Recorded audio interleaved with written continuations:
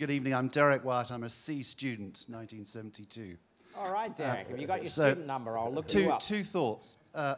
In Bangladesh, you're saying you're doing English on mobile. Yeah. Well, we can certainly do with that here. So many people who can't Yeah. actually cope with our language. So how do you pay for it in Bangladesh, Well, given the poverty? One question. Second question, Obama's stimulus package for broadband was just over $8 billion. Ours is £30 million.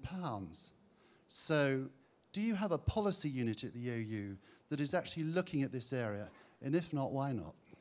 Okay, good. So we'll dissect the questions, shall we? So the first question around the use of mobile devices and that business model was very much establish the value proposition and then microtransactions. So working in partnership with the telco provider and with philanthropy, where actually the wonderful phenomena is the teachers who are engaged in the program are actually paying for, in microtransactions, the bite-sized pieces of the learning because it's being of such value to them and to the people who are in the classroom.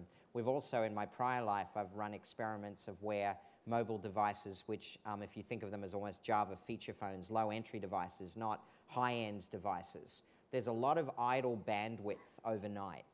So we did some work with English language instruction where quizzes could be sent over the network at night, almost like text messages, but packets in the idle capacity, which is very cheap or free.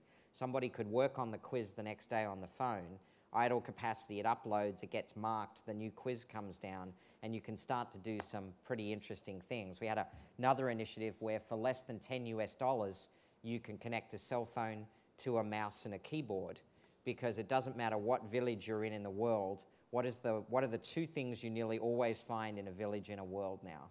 A cell phone and a TV. So if you can suddenly connect a TV to a cell phone to a mouse to a keyboard for less than $10, you can start to get access in some fairly interesting ways as well.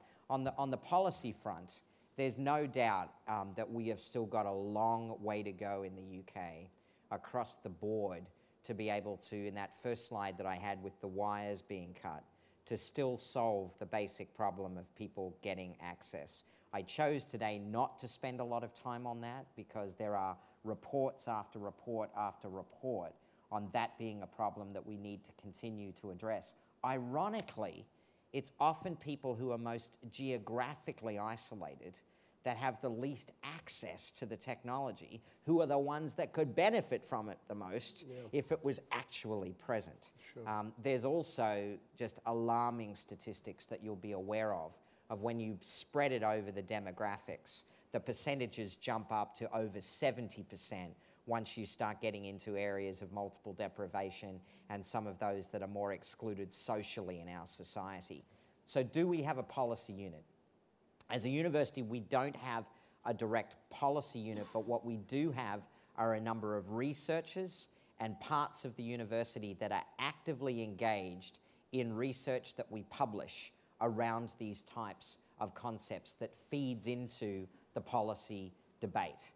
We also have a very vibrant community, many of whom are here tonight, that love the fact that we can have an influence in society at large by fueling some of the issues that you've just described. I'll take it on board from your comments in our prior conversations that that's something as Vice-Chancellor I should think a bit more about going forward as well. So thank you.